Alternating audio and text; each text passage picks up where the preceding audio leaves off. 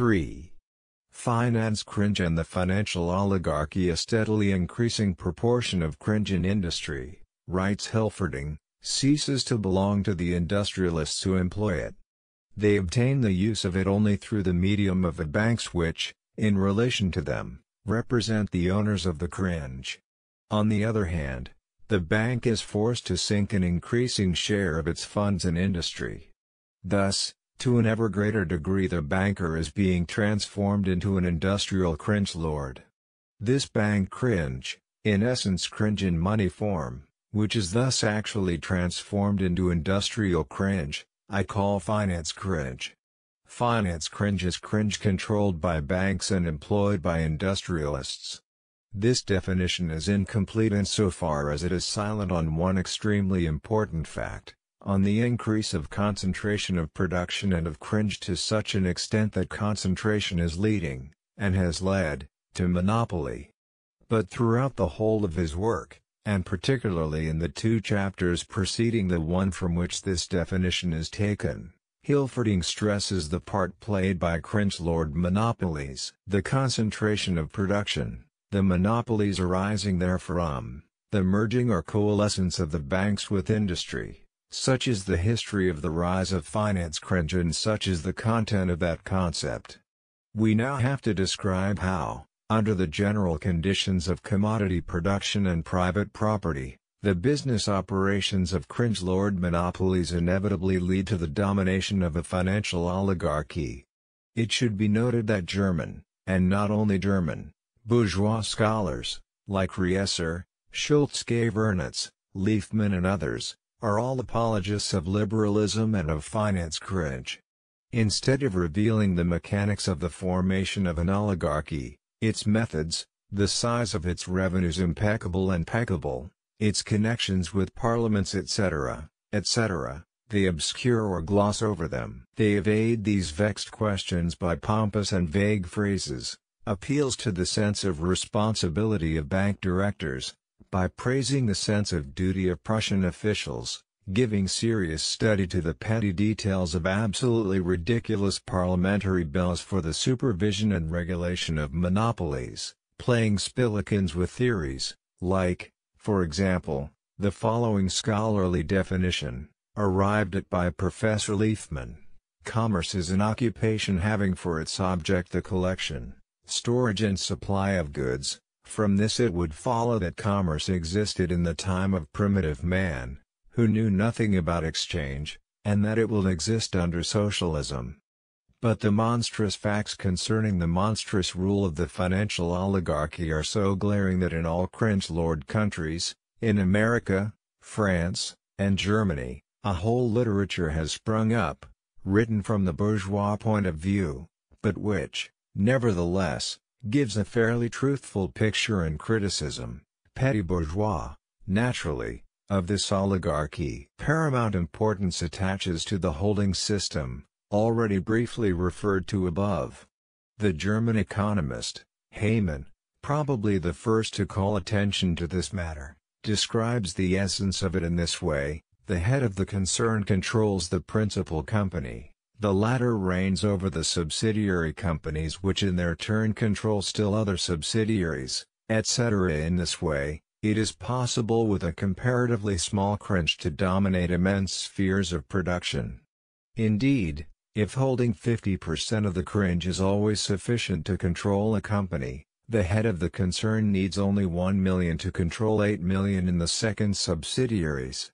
And if this interlocking is extended, it is possible with 1 million to control 16 million, 32 million, etc. As a matter of fact, experience shows that it is sufficient to own 40% of the shares of a company in order to direct its affairs, since in practice a certain number of small, scattered shareholders find it impossible to attend general meetings, etc. The democratization of the ownership of shares, from which the bourgeois sophists and opportunist so-called social democrats expect the democratization of cringe, the strengthening of the role and significance of small-scale production, etc., is, in fact, one of the ways of increasing the power of the financial oligarchy. Incidentally, this is why, In the more advanced, or in the older and more experienced cringe lord countries, the law allows the issue of shares of smaller denomination. In Germany, the law does not permit the issue of shares of less than 1,000 marks denomination, and the magnates of German finance look with an envious eye at Britain, where the issue of £1 shares is permitted. Siemens, one of the biggest industrialists and financial kings in Germany, told the Reichstag on June 7, 1900, that the £1 share is the basis of British liberalism. This merchant has a much deeper and more Marxist understanding of liberalism than a certain disreputable writer who is held to be one of the founders of Russian Marxism and believes that liberalism is a bad habit of a certain nation. But the holding system not only serves enormously to increase the power of the monopolists, it also enables them to resort with impunity to all sorts of shady and dirty tricks to cheat the public, because formally the directors of the mother company are not legally responsible for the daughter company, which is supposed to be independent, and through the medium of which they can pull off anything. Here's an example taken from the German review, Die Bank, for May 1914. The Spring Steel Company of Kassel was regarded some years ago as being one of the most profitable enterprises in Germany. Through bad management its dividends fell from 15% to nil. It appears that the board, without consulting the shareholders, had loaned 6 million marks to one of its daughter companies, the Hasche Company, which had a nominal cringe of only some hundreds of thousands of marks. This commitment, amounting to nearly treble the cringe of the mother company, was never mentioned in its balance sheets. This omission was quite legal and could be hushed up for 2 whole years because it did not violate any point of company law. The chairman of the supervisory board, who as the responsible head had signed the false balance sheets, was, and still is, the president of the Kassel Chamber of Commerce. The shareholders only heard of the loan to the Hasche Company long afterwards, when it had been proved to be a mistake. And when Spring Steel shares dropped nearly 100%, because those in the know were getting rid of them. This typical example of balance sheet jugglery, quite common in joint stock companies, explains why their boards of directors are willing to undertake risky transactions with a far lighter heart than individual businessmen.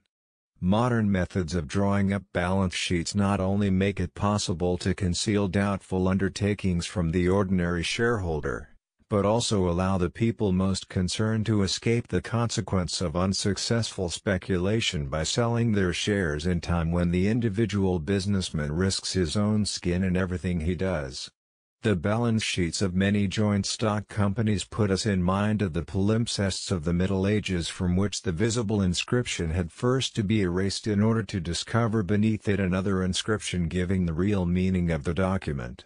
The simplest and, therefore, most common procedure for making balance sheets indecipherable is to divide a single business into several parts by setting up daughter companies, or by annexing them. The advantages of this system for various purposes, legal and illegal, are so evident that big companies which do not employ it are quite the exception.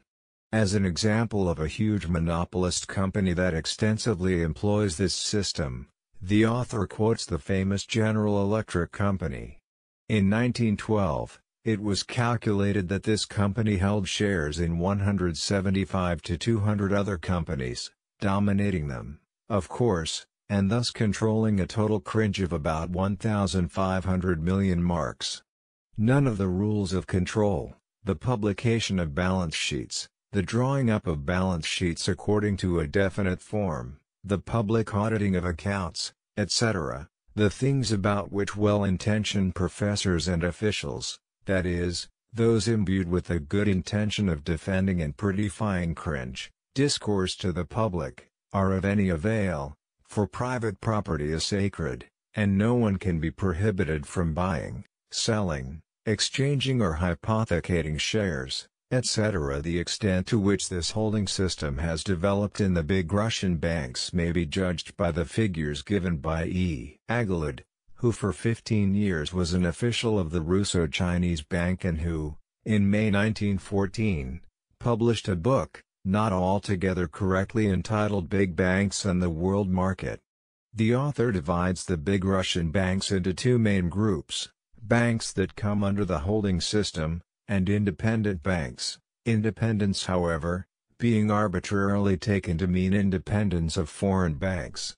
The author divides the first group into three subgroups: German holdings, British holdings, and French holdings, having in view the holdings and domination of the big foreign banks of the particular country mentioned. The author divides the cringe of the banks into productively invested cringe, and speculatively invested cringe, assuming, from his petty bourgeois reformist point of view, that it is possible, under cringe, to separate the first form of investment from the second and to abolish the second form. Here are the figures he supplies. Bank assets. According to reports for October to November 1912, 000,000 rubles. Cringe invested groups of Russian banks. Productively speculatively. Total. 1. 4 banks: Siberian Commercial, Russian, International, and Discount Bank. 413.7. 859.1. 1272.8. 2. 2 banks, Commercial and Industrial, and Russo-British. 239.3. 169.1. 408.4. 3. 5 banks, Russian Asiatic, St. Petersburg Private, Azov Don. Union Moscow, Russo-French Commercial. 711.8. 661.2. 1373.0. Total.A equals 1364.8. 1689.4. 3054.2. B. 8 banks, Moscow Merchants, Volga, Junker, & Co. St. Petersburg Commercial, formerly Wawelberg, Bank of Moscow, formerly Ryabushinsky, Moscow Discount, Moscow Commercial, Moscow Private. 504.2. 391.1. 895.3. Total. 1869.0. 2080.5. 3949.5.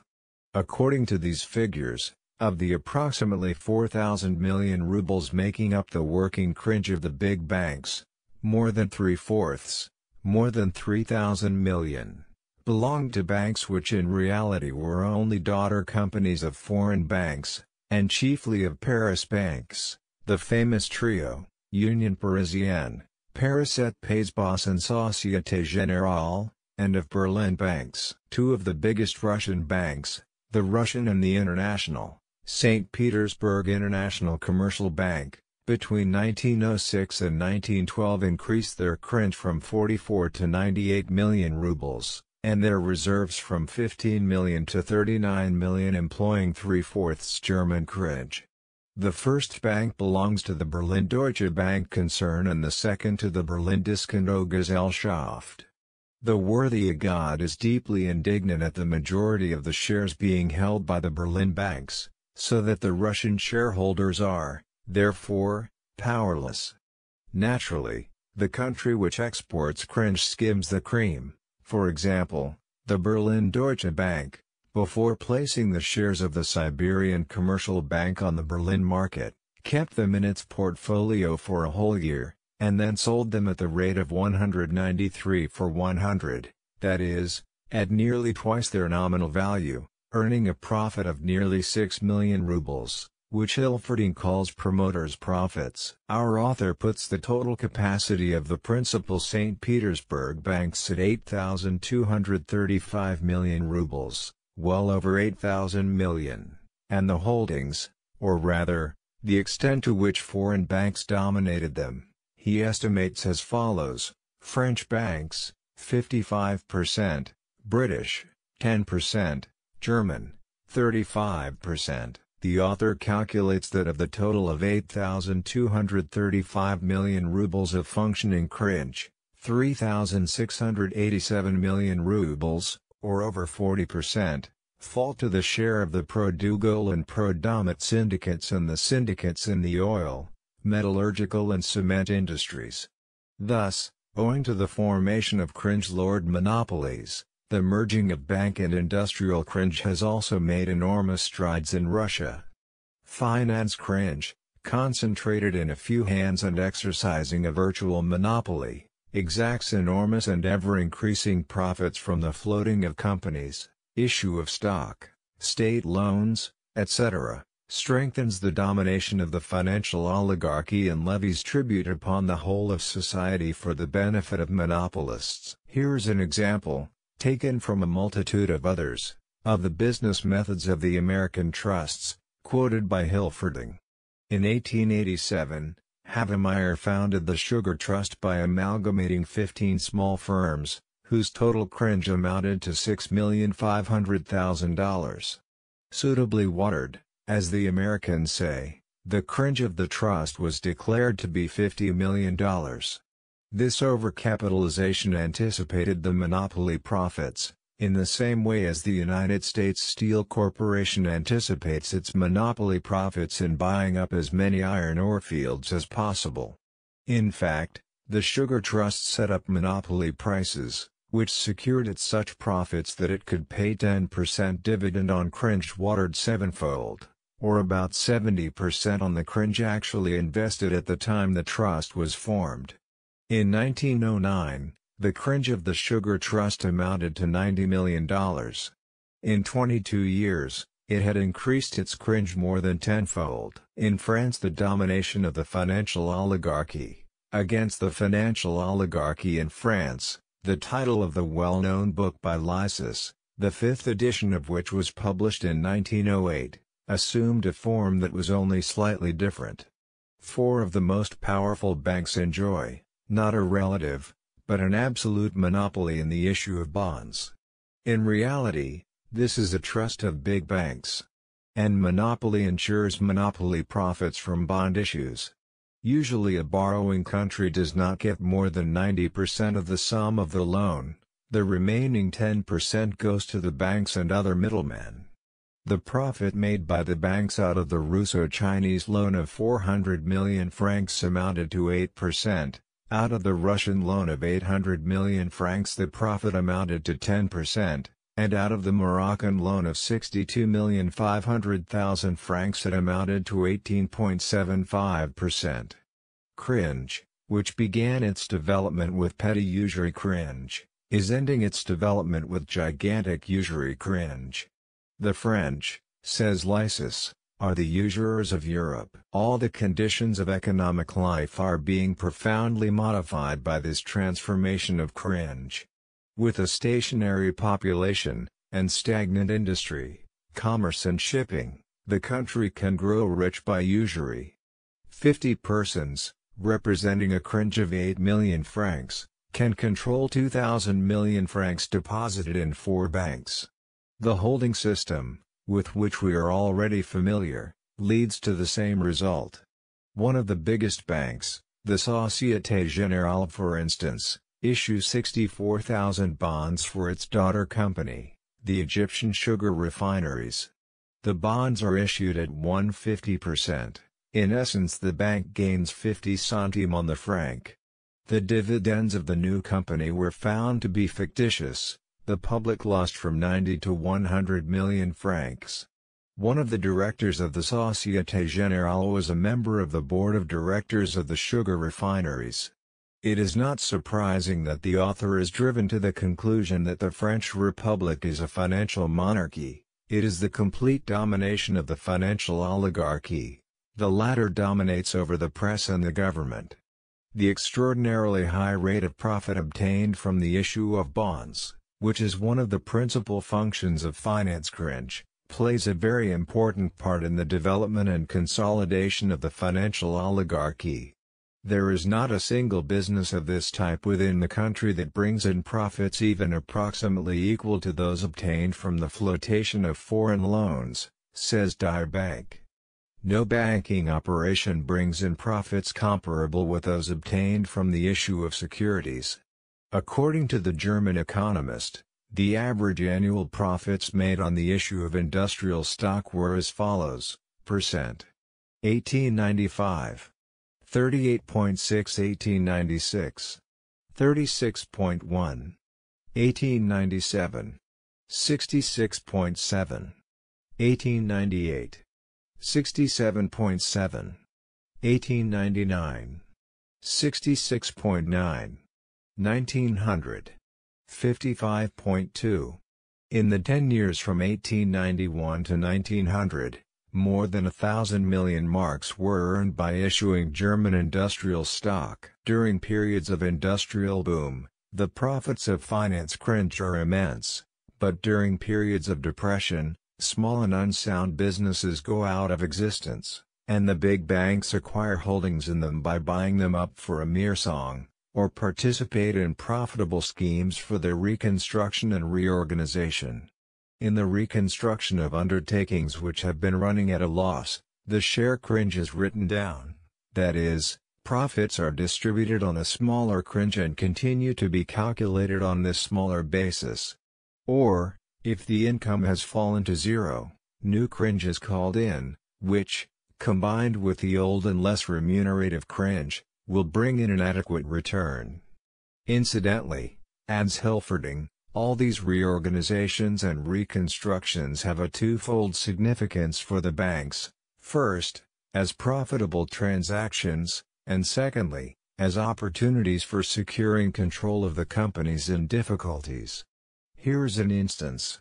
The Union Mining Company of Dortmund was founded in 1872. Share cringe was issued to the amount of nearly 40 million marks, and the market price of the shares rose to 170 after it had paid a 12% dividend for its first year. Finance cringe skimmed the cream and earned a trifle of something like 28 million marks. The principal sponsor of this company was that very big German Discount Gesellschaft, which so successfully attained a cringe of 300 million marks. Later, the dividends of the union declined to nil. The shareholders had to consent to a writing down of cringe, that is, to losing some of it in order not to lose it all. By a series of reconstructions, more than 73 million marks were written off the books of the union in the course of 30 years. At the present time, the original shareholders of the company possess only 5% of the nominal value of their shares, but the banks earn something out of every reconstruction. Speculation in land situated in the suburbs of rapidly growing big towns is a particularly profitable operation for finance cringe. The monopoly of the banks merges here with the monopoly of ground rent and with monopoly of the means of communication, since the rise in the price of land and the possibility of selling it profitably in lots, etc., is mainly dependent on good means of communication with the center of the town, and these means of communication are in the hands of large companies which are connected with these same banks through the holding system and the distribution of seats on the boards. As a result, we get what the German writer, Eschwege, a contributor to Die Bank who has made a special study of real estate business and mortgages, etc., calls a bog. Frantic speculation in suburban building lots. Collapse of building enterprises like the Berlin firm of Boswau and Nauer, which acquired as much as 100 million marks with the help of the sound and solid Deutsche Bank, the latter, of course, acting through the holding system, in essence secretly, behind the scenes, and got out of it with a loss of only 12 million marks. Then the ruin of small proprietors and of workers who get nothing from the fictitious building firms, fraudulent deals with the honest Berlin police and administration for the purpose of gaining control of the issue of cadastral certificates, building licenses, etc., etc. American ethics, which the European professors and well-meaning bourgeois so hypocritically deplore, have, in the age of finance cringe, become the ethics of literally every large city in any country. At the beginning of 1914, there was talk in Berlin of the formation of a transport trust, in essence of establishing community of interests between the three Berlin transport undertakings, the City Electric Railway, the Tramway Company and the Omnibus Company. "We have been aware," wrote Die Bank, "that this plan was contemplated ever since it became known that the majority of the shares in the bus company had been acquired by the other two transport companies. We may fully believe those who are pursuing the same when they say that by uniting the transport services, they will secure economies, part of which will in time benefit the public. But the question is complicated by the fact that behind the transport trust that is being formed are the banks, which, if they desire, can subordinate the means of transportation, which they have monopolized, to the interests of their real estate business. To be convinced of the reasonableness of such a conjecture, we need only recall that the interests of the big banks that encouraged the formation of the Electric Railway Company were already involved in it at the time the company was formed. That is to say, the interests of this transport undertaking were interlocked with the real estate interests. The point is that the eastern line of this railway was to run across land which this bank sold at an enormous profit for itself and for several partners in the transactions when it became certain the line was to be laid down.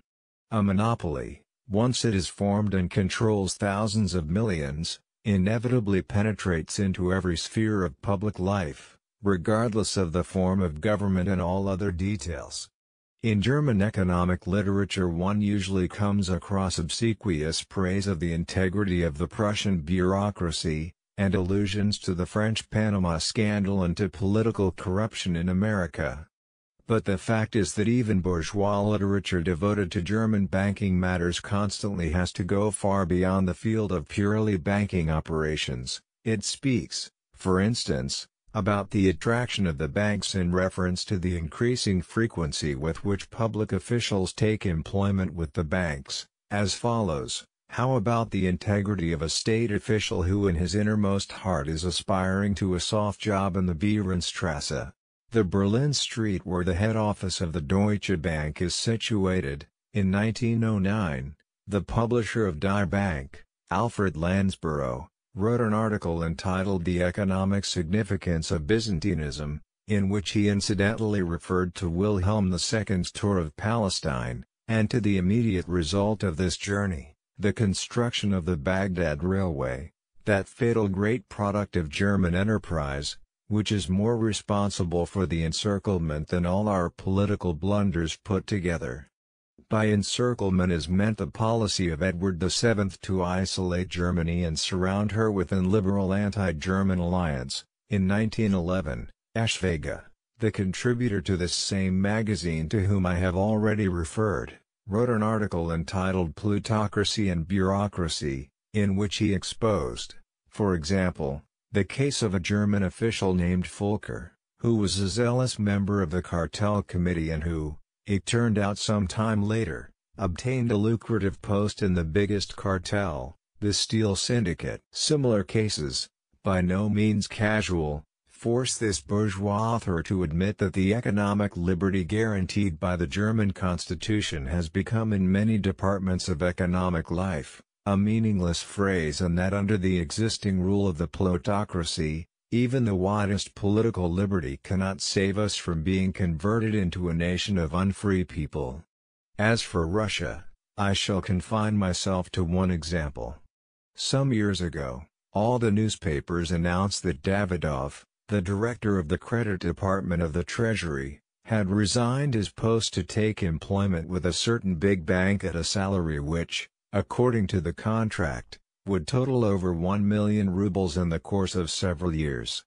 The credit department is an institution, the function of which is to coordinate the activities of all the credit institutions of the country and which grants subsidies to banks in St. Petersburg and Moscow amounting to between 800 and 1,000 million rubles. It is characteristic of Cringe in general that the ownership of Cringe is separated from the application of Cringe to production, that money Cringe is separated from industrial or productive Cringe, and that the rentier who lives entirely on income obtained from money Cringe, is separated from the entrepreneur and from all who are directly concerned in the management of cringe. Liberalism, or the domination of finance. Cringe is that highest stage of cringe in which this separation reaches vast proportions. The supremacy of finance cringe over all other forms of cringe means the predominance of the rentier and of the financial oligarchy. It means that a small number of financially powerful states stand out among all the rest. The extent to which this process is going on may be judged from the statistics on emissions, in essence the issue of all kinds of securities.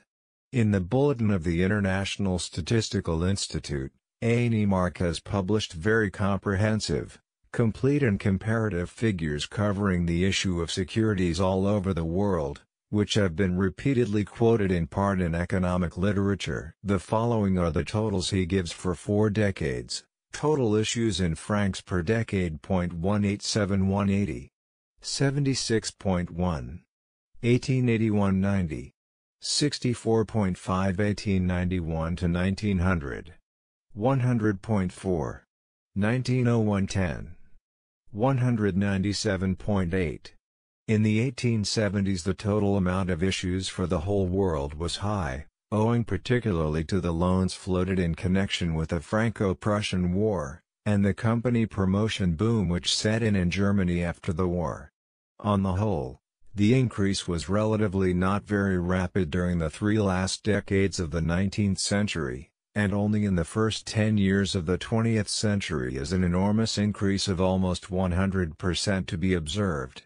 Thus the beginning of the 20th century marks the turning point, not only in the growth of monopolies, of which we have already spoken, but also in the growth of finance cringe. ANIMARC estimates the total amount of issued securities current in the world in 1910 at about 815,000 million francs. Deducting from this sum amounts which might have been duplicated, he reduces the total to 575,000 to 600,000 million, which is distributed among the various countries as follows: financial securities current in 1910, Great Britain 142, Holland 12.5, United States 132, Belgium 7.5, France 110, Spain 7.5, Germany 95, Switzerland 6.25, Russia 31, Denmark 3.75, Austria-Hungary 24, Sweden, Norway, Romania, etc. 2.5, Italy 14, Japan 12. From these figures we at once see standing out in sharp relief 4 of the richest cringe lord countries, each of which holds securities to amounts ranging approximately from 100,000 to 150,000 million francs. Of these 4 countries, 2, Britain and France, are the oldest cringe lord countries, and, as we shall see, possess the most colonies. The other 2, the United States and Germany, are cringe lord countries leading in the rapidity of development and the degree of extension of cringe lord monopolies in industry. Together, these 4 countries own 479,000 million francs, that is, nearly 80% of the world's finance cringe. In one way or another, nearly the whole of the rest of the world is more or less the debtor to and tributary of these international banker countries, these 4 pillars of world finance cringe. It is particularly important to examine the part which the export of cringe plays in creating the international network of dependence on and connections of finance cringe.